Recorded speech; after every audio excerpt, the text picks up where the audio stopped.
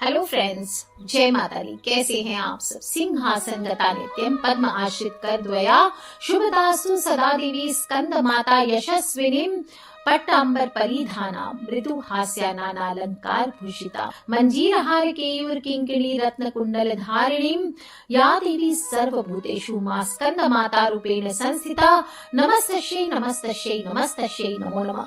बोलिए स्कंद माता की जय। दोस्तों, आदि शक्ति जगत जननी माँ दुर्गा का पंचम रूप स्कंद माता के रूप में जाना जाता है। देवताओं के सेनापति भगवान सनत कुमार या स्कंद कुमार, जिन्हें हम जानते हैं, यह कार्तिकेय, इनकी माता होने के कारण ही दुर्गा माँ के इस पांचवें स्वरूप को स्कंद माता का नाम प्राप्त हुआ। इनके चरित्र में माता इस रूप में अपने संतान पर पूर्णतः ममता लुटाती हुई नजर आती हैं। देवी स्कंद माता ही हिमालय की पुत्री पार्वती है। इन्हें ही माहेश्वरी और गौरी के नाम से जाना जाता है। यह पर्वतराज की पुत्री होने के कारण पार्वती कहलाती है। महादेव की मामिनी होने के कारण माहेश्वरी कहलाती है और अपने गौर वर्ण के कारण देवी गौरी के नाम से पूजी जाती है। माता को अपने पुत्र से अधिक प्रेम है, अतः माँ को अपने पुत्र के नाम के साथ संबोधित किया जाना अच्छा लगता है। और जो भी भगत माता के स्वरूप की पूजा करते हैं, माँ उस पर अपने पुत्र के समान स्नेह लुटाती है। सिंह के आसन पर विराजमान देवी कमल के पुष्प से सुशोभित 2 हाथों वाली यशस्विनी देवी स्कंद माता शुभदायिनी है और स्कंद जी को बाल रूप में माता की गोद में बैठे हुए दिखाई देते हैं। स्कंद मात्र स्वरूपनी देवी की 4 भुजाएं हैं। दाहिनी ऊपरी भुजा में इन्होंने भगवान स्कंद को गोद में पकड़ा हुआ है। दाहिनी निचली भुजा जो ऊपर की ओर उठी हुई है, उसमें कमल पुष्प धारण किए हुए है। माँ का वर्ण पूर्णतः शुभ्र है और इसी कमल के पुष्प पर विराजमान है, इसीलिए इन्हें पद्मासना देवी और विद्यावाहिनी दुर्गा भी कहा गया है। इनका वाहन सिंह है और जब जब अत्याचारी दानवों का अत्याचार बढ़ता है, तब तब माँ संत जनों की रक्षा के लिए सिंह पर सवार होकर दुष्टों का अंत करती है और 9 ग्रहों की शांति के लिए स्कंद माता की खास पूजा अर्चना की जाती है। इनकी पूजा से बुरी ताकतों का नाश होता है, बुरी नजर से मुक्ति मिलती है, असंभव काम भी संभव हो जाते हैं और देवी का स्कंद माता रूप राक्षसों का नाश करने वाला है। एक बार तारकासुर नाम के भयानक राक्षस ने तपस्या करके भगवान ब्रह्मा से अजेय जीवन का वचन ले लिया, जिससे उसकी कभी मृत्यु ना हो। लेकिन जब ब्रह्मा जी ने कहा कि इस संसार में जो आया है उसे एक दिन जाना पड़ेगा, तो तारकासुर ने कहा कि यदि मेरी मृत्यु हो भी तो शिव जी के पुत्र के हाथों हो। तब ब्रह्मा जी बोले ऐसा ही होगा। तारकासुर ने सोचा कि शंकर जी तो ब्रह्मचारी है, ध्यानी है, कभी विवाह करेंगे नहीं, तो उनका कभी पुत्र होगा नहीं, तो उनकी मृत्यु का कारण कौन बन सकता है। तारकासुर अब खुद को अजेय मान चुका था और उसने संसार में हाहाकार मचाना शुरू कर दिया। तब सभी देवता भागे भागे शंकर जी के पास गए, बोले प्रभु, तारकासुर ने तो पूरी पृथ्वी पर उत्पात मचा दिया है, आप विवाह नहीं करेंगे तो तारकासुर का अंत नहीं होगा। और देवताओं के आग्रह पर तब शंकर भगवान ने साकार रूप धारण कर पार्वती माँ से विवाह रचाया और शिव पार्वती के पुत्र का जन्म हुआ, जिनका नाम कार्तिकेय पड़ा। और कार्तिकेय जी का नाम स्कंद कुमार भी है और स्कंद कुमार ने ही तारकासुर का वध करके फिर संसार को अत्याचार से बचाया और इनकी माता होने के नाम ही माँ पार्वती का नाम स्कंद माता पड़ा। और कहते हैं स्कंद माता के कारण ही माँ बेटों के संबंध की शुरुआत हुई और स्कंद माता अगर प्रसन्न हो जाए तो बुरी शक्तियों का भी कोई कुछ नहीं बिगाड़ सकता। असंभव से असंभव काम भी संभव हो जाते हैं। बुरी से बुरी बीमारी हो, वात हो, पित्त हो, कफ हो जैसी बीमारियों से जो विशेष रूप से पीड़ित लोग हैं, उन्हें स्कंद माता की पूजा आज के दिन अलसी चढ़ा करके करनी चाहिए। अलसी के बीज आते हैं, फ्लैक्स सीड्स भी जिनको आप कहते हैं, फ्लैक्स सीड्स चढ़ा करके आप इसको प्रसाद के रूप में ग्रहण कीजिए। माँ स्कंद माता सूर्य मंडल की अधिष्ठात्री देवी है और इनके साधक को अलौकिक तेज की प्राप्ति होती है। अलौकिक प्रभा मंडल प्रति क्षण उसके योगक्षेम का निर्वहन करते हैं।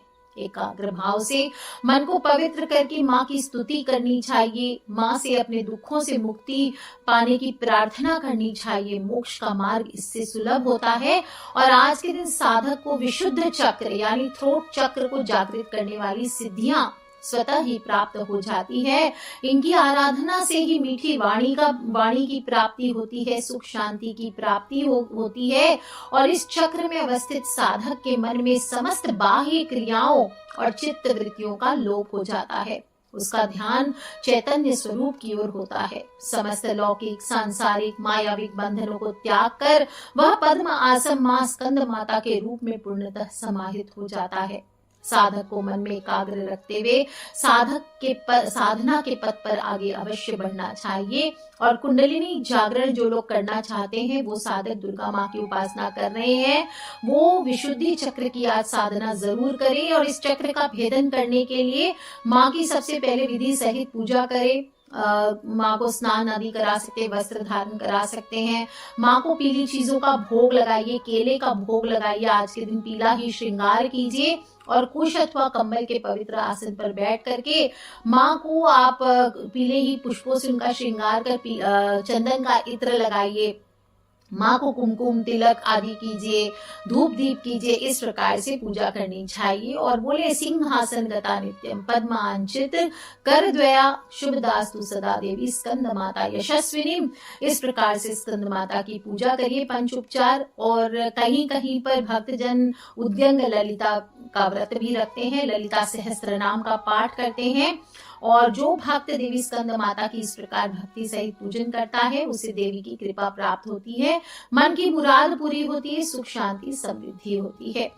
यदि किसी के साथ अनावश्यक बार बार दुर्घटनाएं हो रही है, जीवन में गलत हो रहा है, बार बार बाधाएं आ रही है, हर चीज बिगड़ जाती है, काम में बाधाएं आती है, जीवन में बाधाएं आती है, व्यापार नुकसान दे रहा है, दुकान आदि है बार बार बंद हो जाती है, नौकरी नहीं मिल रही है, शादी विवाह फिक्स होते हैं बार बार टूट जाते हैं, संतान बाधा होती है, हर प्रकार की, कभी लगता है कोई किसी ने कुछ बांध दिया है, किसी ने कुछ किया धरा है, मन हमेशा बेचैन रहता है, बार बार दुर्घटनाएं होती है, एक्सीडेंट्स होते हैं, ना बाधाओं पे बाधाएं आती है, परेशानियां आती जा रही है। तो आज के दिन रात्रि में आपको एक काम करना है, बड़ा आसान सा, कुछ नहीं करना। एक आसन लगाइए, लाल रंग का आसन, और घर के ईशान कोण या दक्षिण दिशा में दुर्गा माँ का भी प्राकट्य माना गया है, तो वहां पे आप कर सकते हैं। या फिर घर के ईशान कोण यानी north east corner of the house में बैठिए। थोड़े से लौंग ले लीजिए, गिनती नहीं बता रही हूँ, वैसे 36 लौंग लिए जाते हैं, पर आप थोड़े से लौंग ले लीजिए, एक चमची जैसे। एक अनार हो तो अनार ले सकते हैं, नहीं हो अनार तो कोई बात नहीं, थोड़े अनारदाना है तो वो भी मिक्स कर सकते हैं, नहीं तो थोड़ी किशमिश भी ले सकते हैं। थोड़े कपूर ले लीजिए, 6-7 कपूर की टिक्कियां ले लीजिए। और अगर आपका कारोबार बहुत बुरा चल रहा है, और लौंग कपूर के अलावा आप अमलताश के फूल, मुझे पता है वो आपको नहीं मिलेंगे शहरों में, कोई साधक के पास हो तो वो यूज कर सकते हैं, या फिर आप कोई भी पीला पुष्प हो वो मिला लीजिए थोड़ा बहुत। और जो लोग विदेश यात्रा करना चाहते हैं, उसमें कठिनाई आ रही है, आप बार बार अपनी वीजा अप्लाई कर रहे हैं, कैंसिल हो रहा है, तो मूली के टुकड़े आज थोड़े बहुत पतले पतले मूली के टुकड़े कर लीजिए, वो आप हवन सामग्री में मिला सकते हैं।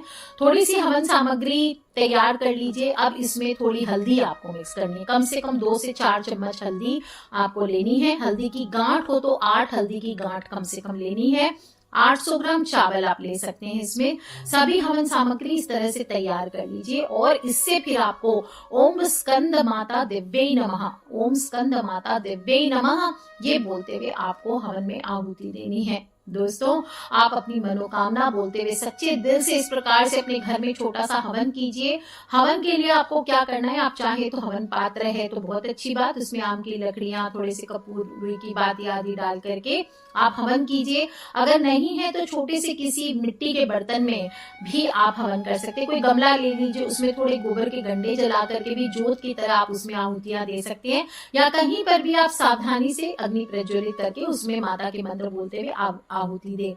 ध्यान रखें, जिस जगह हवन करेंगे वो साफ जगह हो, शुद्ध जगह हो, और झूठी मूठी चीजों में हवन ना करें।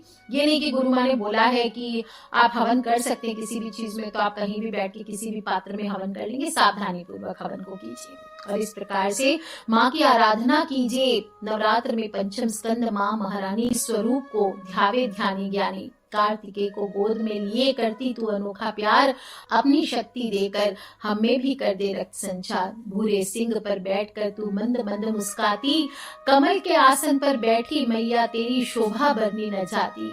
आशीर्वाद की मुद्रा मन में मेरे भरे उमंग, कीर्तन करता दास से छोड़ के नाम का रंग। जैसे रूठे बालक की सुनती माँ तू पुकार, मुझको भी दे दे वो प्यार मैया मत करना इनकार। मुझको भी दे दे प्यार मैया मत करना इनकार। बोलिए स्कंद माता मैया की जय।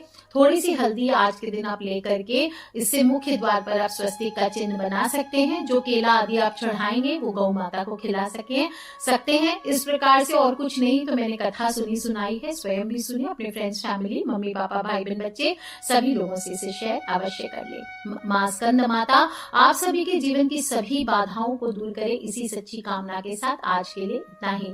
Take care friends, love you all. जय माता दी, बम बम भोलेनाथ की जयकारा, शेरा वाली दा बोल, सांचे दरबार की जय, अम्बे मात की जय, जगदम्बे मात की जय।